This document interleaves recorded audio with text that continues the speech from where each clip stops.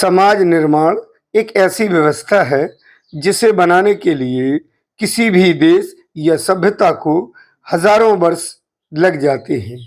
एक अच्छे व सुदृढ़ समाज निर्माण के लिए यह जरूरी है कि समाज में रहने वाले प्रत्येक समुदाय और वर्ग के हितों को ध्यान में रखते हुए निर्णय लिए जाएं। बच्चे अपनी शिक्षा को अच्छी तरह से निरंतर जारी रखें, इसलिए ये सभी बच्चे मंगलवार को जन सुनवाई में पहुंचे। न्याय की आस में बैठे बच्चों का मन हाईकोर्ट के फैसले के बाद व्याकुल हो गया। उन्हें लगने लगा कि अब इस स्कूल में अपनी शिक्षा आगे नहीं बढ़ा सकेंगे या अपनी शिक्षा को वो पूरा नहीं कर पाएंगे। तो फिर क्या, अपने माता पिता को साथ लेकर दिल में न्याय की उम्मीद लिए अपने दमोह जिले की मुखिया दमोह कलेक्ट्रेट के ऑफिस पहुंचकर कलेक्टर को ज्ञापन देने पहुंच गए। अपने माता पिता को साथ लेकर दिल में न्याय की उम्मीद लिए अपने जिले के मुखिया दमोह कलेक्टर से गुहार लगाने कलेक्ट्रेट ऑफिस पहुंच गए। शायद ही किसी बच्चे को हाईकोर्ट का ऑर्डर समझ आया होगा। बस बच्चे तो इतना ही जानते हैं कि स्कूल क्यों बंद है और बंद क्यों किया गया, लेकिन शायद ही सरकार का कोई भी नुमाइंदा इन बच्चों के व्याकुल मन को पढ़ पाया हो। वे भी क्या करते, जो उन्हें बोलने को कहा गया वह बोलते रहे, लेकिन किसी ने भी उनके अंदर की आवाज़ को नहीं महसूस किया। वो यही समझते रहे कि ऐसा करने से हमें हमारी पाठशाला फिर से बैठने को मिल जाएगी। इसी उम्मीद के साथ ये स्कूली छात्र छात्राएं अपने दिल की आवाज़ बुलंद करते रहे। ये नन्हे मुन्ने बच्चे ये उसी गंगा जमुना स्कूल के बच्चे हैं जो अपनी एक छोटी सी गलती को लेकर सुर्खियों में आया था। हिजाब मामले से तूल ऐसा पकड़ा कि इनका स्कूल भी छूटा, इनके टीचर भी छूटे। जिस स्कूल में इन लोगों ने बचपन से का खा गा सीखा और जिन शिक्षकों ने इनको बचपन से ही शिक्षा दी, आज वो शिक्षक इनके साथ नहीं हैं, लेकिन माँ बाप की उंगली पकड़कर यहाँ तक पहुँचे हैं अपने ज़िले के मुखिया से मिन्नतें करने, गुहार लगाने कि हमारे स्कूल की मान्यता को बहाल कर दिया जाए।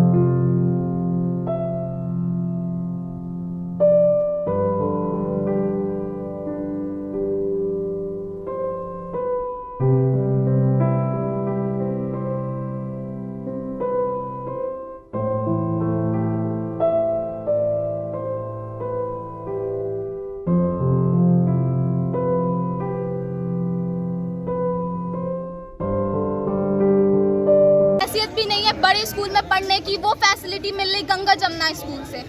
तो अब स्कूल को क्यों बंद किया जा रहा है? इतनी पनिशमेंट का काफी नहीं है, और ज्यादा करते जा रहे हैं। बच्चों पे क्या बीत रही है, इतने साल इतने दिन हो गए, उनकी पढ़ाई का भी लॉस हो रहा है। तो हम लोग का यही है सबका कि स्कूल खुल जाए और जल्द से जल्द खुल जाए। लेकिन आप लोगों के लिए व्यवस्था दी है दूसरे स्कूलों की, लेकिन बच्चों की हैसियत नहीं है ना कि दूसरे स्कूल में उतना पढ़ पाए उतनी हैवी फीस में। लेकिन सरकारी स्कूलों में व्यवस्था दी गई है, वहाँ नहीं जाना। सरकारी स्कूल में क्यों पढ़ेंगे? सरकारी स्कूल में क्यों पढ़ेंगे? जब फैसिलिटी पूरी गंगा जमुना स्कूल में मिल रही है तो वहाँ सरकारी स्कूल में क्यों पढ़ेंगे बच्चे?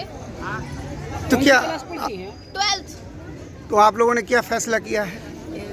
हम लोग वहीं पढ़ेंगे, हम लोग वहीं पढ़ेंगे, उसी स्कूल में पढ़ेंगे और उसी के वही टीचर्स चाहिए, वही स्कूल चाहिए हम लोगों को।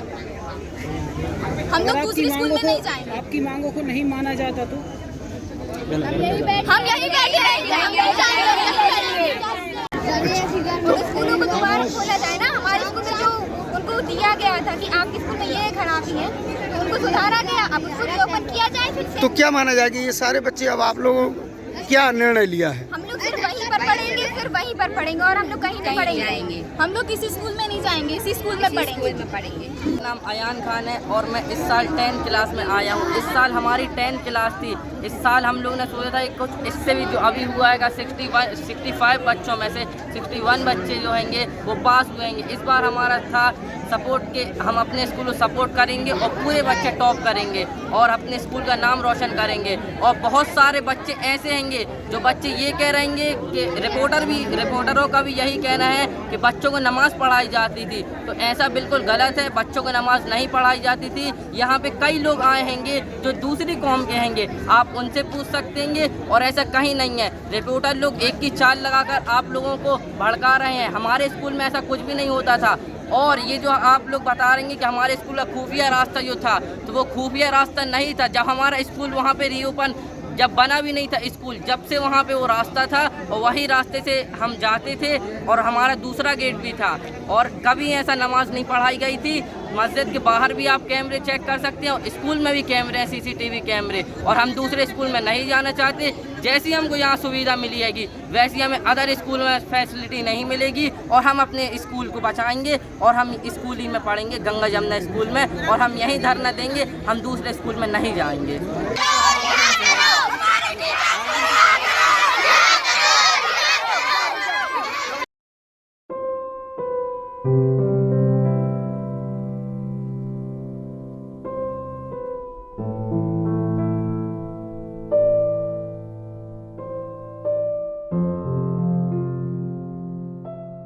सर, यहाँ पे स्कूल के निलंबन के विषय में हम लोग आए हैं।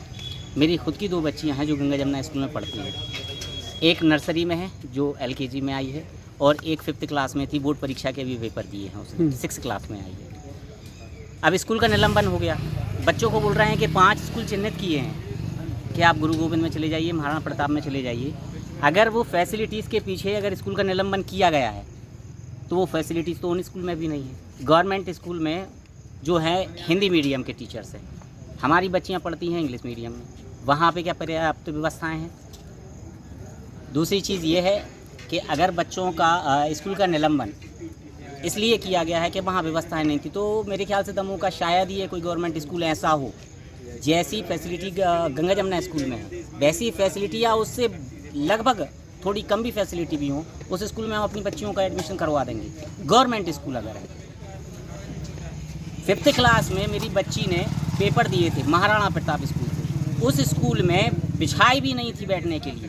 मेरी बच्ची ने पेपर ज़मीन में बैठ के दिया, पहला पेपर। ये मीडिया वालों को भी पता है। हम अपनी बच्ची का एडमिशन कैसे करा दें, उसका भी फ्यूचर का सवाल है। उन लोगों ने ऑप्शन जो दिया है बोला कि वक्त लगेगा, सब व्यवस्थाएं दे रहे हैं आप सर, लोगों को। वक्त लगेगा, वक्त तो लग ही रहा है, लेकिन उसमें बच्चों का फ्यूचर तो जा रहा ना, उनकी पढ़ाई लूज हो रही।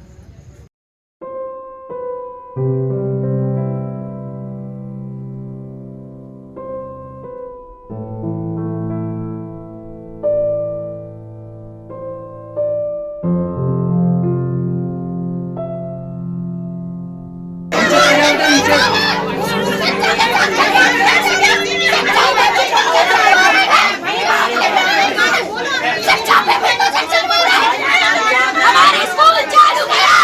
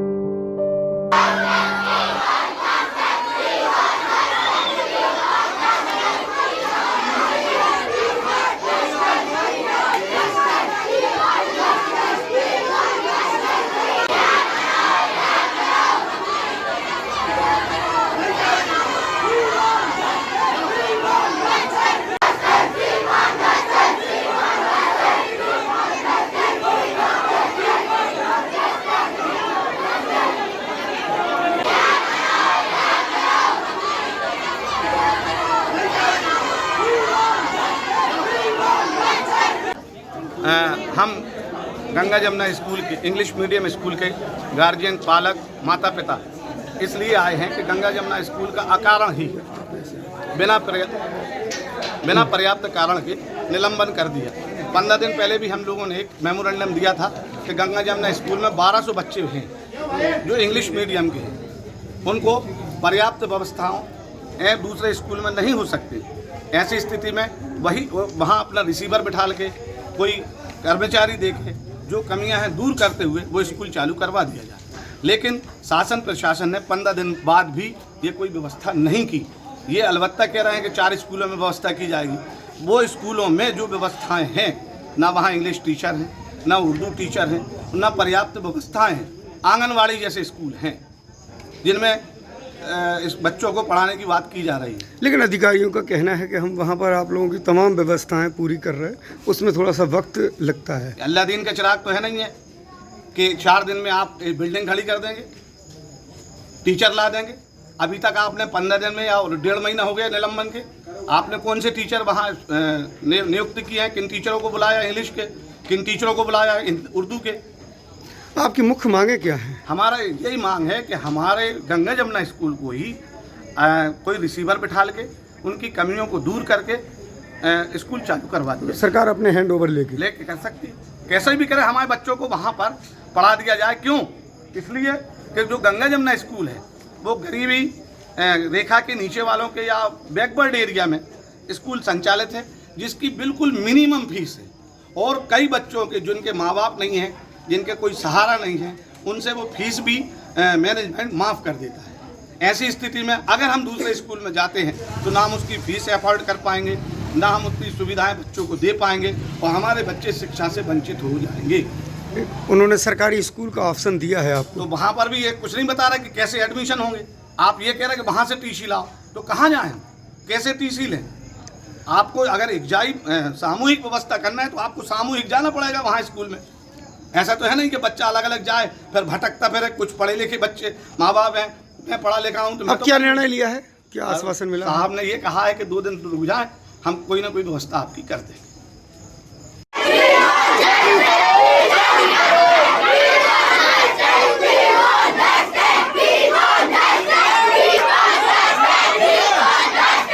ज्ञापन देने आए हैं। बच्चों के सारे स्कूल खुल चुके हैं।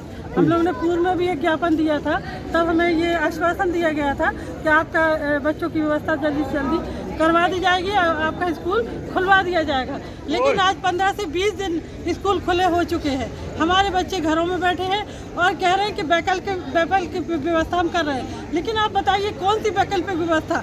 जिन सुविधाओं की बात करके स्कूल की मान्यता निरस्त की गई है, वही व्यवस्था दूसरे स्कूलों में उतनी भी नहीं है जितनी उस स्कूल में है। तो क्या हम आंगनवाड़ी में पढ़ाने वाले हैं बच्चों को? आप बताइए।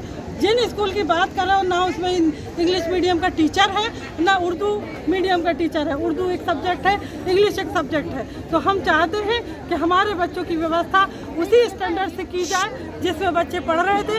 आप अपना एक व्यक्ति वहाँ बिठा दें, न्यायालय की प्रक्रिया चल रही है, वो चलती रहे।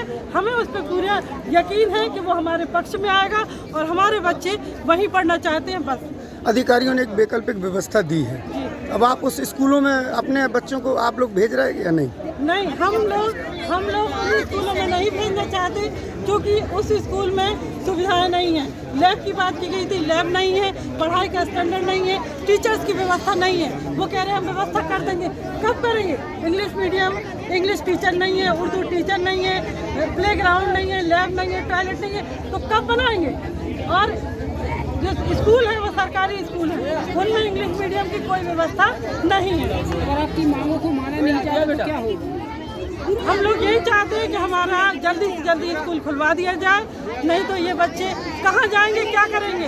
इन 1200 बच्चों के भविष्य का खतरा है। आप बताइए, कोई बच्चे 8th क्लास में है, कोई 9th में, कोई 10th में, 12th स्टैंडर्ड तक के बच्चे वहाँ पढ़ रहे हैं। 12वीं तक का स्कूल है, तो ये बच्चे कहाँ पढ़ेंगे? तो आप लोग उन स्कूलों में नहीं भेज रहे जो अभी प्रशासन भेज रहा है? हम लोग उन स्कूलों में बिल्कुल नहीं भेजेंगे क्योंकि हमें आंगनवाड़ी में नहीं पढ़ाना है। हमें अपने बच्चों को इंग्लिश मीडियम में पढ़ाना है और इसी स्कूल में पढ़ाना है। गंगा जमुना स्कूल के माध्यम से पूरे बच्चे आए हैं और ये चाहते हैं कि हमारा स्कूल पुनः स्टार्ट किया जाए। जो भी बाधाएं हैं वो प्रशासनिक तौर पर चल रही हैं, लेकिन आज 1200 बच्चों के उज्ज्वल भविष्य का सवाल है, इसलिए बच्चों का नुकसान ना हो और उनके भविष्य से खिलवाड़ ना हो। ज़रूरी है कि प्रशासन अपनी अधीनस्थ स्कूल को चालू रखे। जो न्यायालय की प्रक्रिया है वो जब जैसी फैसला होगा उसमें हम पूरी तरीके से सहमत हैं।